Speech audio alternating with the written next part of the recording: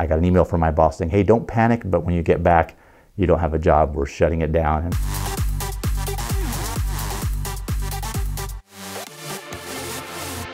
I started racing when I was 8 years old. I raced all my life, turned pro when I was 13, racing ATVs, ATCs, three-wheelers, if anybody's old enough to remember those things before they got banned. My parents at some point said, listen, this racing thing may not work out. You need to go off and study something. And my entire life as a kid, like my earliest memories were drawing cars and in my head pretending I was winning races all over the world. You know how a kid's imagination.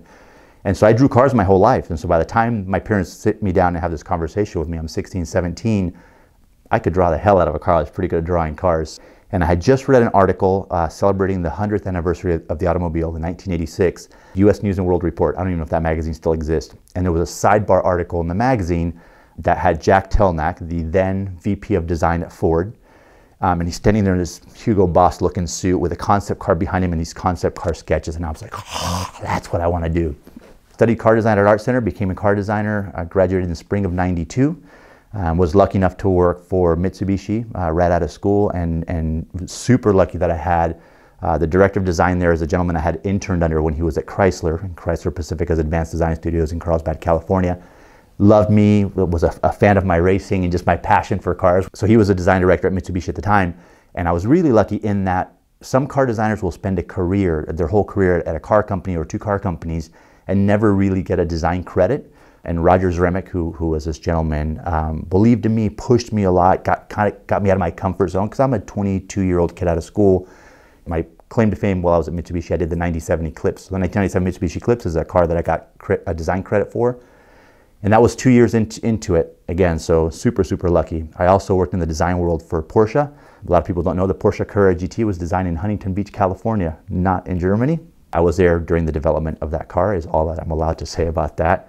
I did enjoy car design. The truth is I started to fall out of love with cars because it is, like any other business, it's political and you get pulled from here or there, or you see some injustices, right? And this is like my whole purpose for living our cars. And I started to feel like it was affecting my relationship with cars. And so, and the call to go racing was too much. I still had that passion. I was still racing while I was a car designer. And so I turned in my letter of resignation, and my parents said I was a dumbass for quitting the car design world, but I had to go back to racing. The neat thing about that is that typically in the car design world, when you go to resign or leave for some other place, you're out that day. Security comes to your desk. They make sure you don't grab anything. I mean, the confidentiality, paranoia that exists in these car design studios is crazy. I mean, the reality is if you sneak something out and get busted, you'll never work again. So it's not like I would do that. But my relationship was so good at Mitsubishi with the people I worked with, which is where I resigned from. I did my 2 weeks like you typically would at a job. We had barbecues almost every afternoon to celebrate, that I was going off to go racing. It was an amazing experience. I was really, really lucky to have landed there under that leadership, somebody that believed in me and pushed me along. I get out of the design world and I'm going to go off and go racing again. So I go to Jim Russell Racing School, which is where I had gone. I'd gone through their program. I had been invited back to a competition they have called the Graduate Runoffs at the end of the year, where they take the top students from the racing schools, invite them all out. This year it was 300 and some students. It was a week-long process where they would eliminate guys all throughout the week. And I ended up winning that whole thing. So I got a year free racing in the Formula Russell series, Jim Russell Racing School series. And that's why I went back to Jim Russell, became a driving instructor. You also get to work ride and drive programs, we call them, for car companies. Example, Ford launches a new Mustang. They'll put together a tour with some pro drivers, some facilitators, product specialists, those kind of people. And we tour the nation, stopping in major metropolitan areas typically. And all the local car dealers come out and we train the salespeople. This is how salespeople learn about the new product coming out. We have some exercises where they get to drive the car. Some, we call them competitive comparisons. The Mustang, we'd have them up against the Camaro and whatever else, so that you educate these guys and gals on selling the car. I was working a Chrysler program for the launch of the 300C, and one of the cars that we had and one of the modules was for the 300C SRT8 when that thing first came out, which is a beast of a car, really cool car. And in that tent, the facilitator doing that talk had a CTS-V and the 300C SRT8, and at the end of the day we did a demonstration between those two cars. That person got sick, I think got laryngitis or something like that, and couldn't do the module. The on-site coordinator, the OSC of the program, knew that I was a bit of a car geek, knew my background as a car designer. I was comfortable talking in front of people, and came up to me and said, listen, we're in a jam, can you do his module? And this is a 45-minute module that you do 8 times a day. And I was like, I mean, I don't know. It's, oh no, I know you can.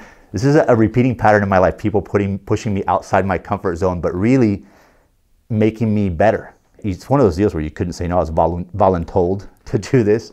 So I went to my hotel that night and I studied up his module and did it the first day. It was a little rusty, a little shaky, but I found that I really enjoyed it. I mean, I'm in there for 45 minutes talking about this new SRT8, a CTSV, which is an awesome car, the first gen car. Part of the module was comparing the SRT8 to an M5, which is a bit of a reach, I know, but I'm just a car guy talking to a bunch of other car guys. So it was really cool. I enjoyed it. The on-site coordinator was like, you're a natural. This is what you should be doing. The bummer is when you're on one of those programs and you're a facilitator doing a class, you're not out there driving on track, right? So for me in that particular program, they still let me do the hot laps at the end. At the end of those programs, typically we put all the salespeople in cars and we give them hot laps around the track. So I still got to do that, but the beauty of being a facilitator is that it pays a lot better than being a pro driver. So I kind of found myself this niche. One of the agencies that puts that program together for Chrysler, in this case, got the contract to do Audi work. And so I started doing some Audi programs.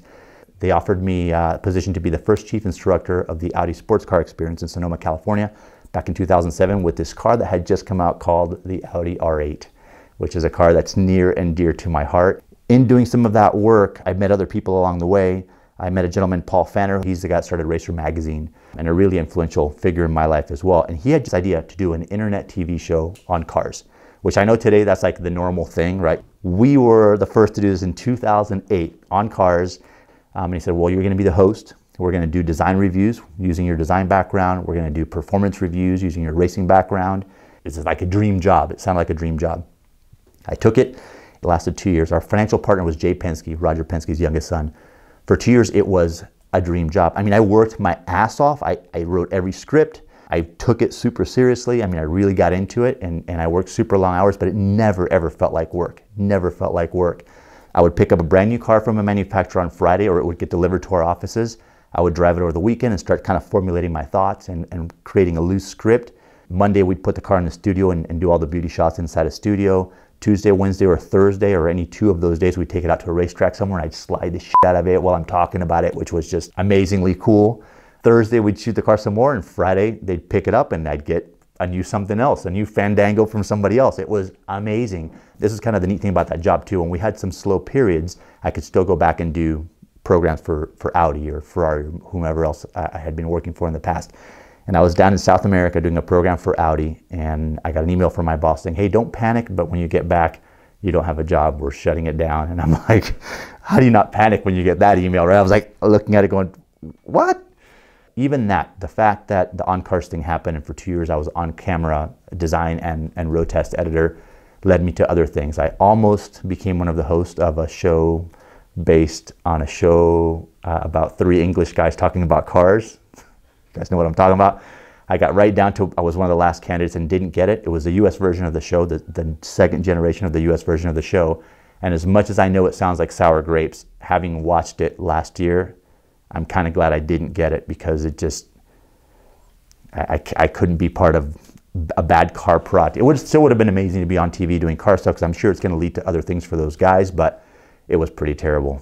But that's led me to other things. So I'm currently putting together a sizzle reel or a mini pilot for a show called the Motorazzi, and still kind of designing what that show is going to be. So I don't know, you might still see me on TV doing something car related, and that was all just because of these synergies and meeting people and really just getting after it and doing the best job you can at what you're doing, and then people notice and it just leads to other things. So that's kind of how I ended up working with cars, playing with cars for a living.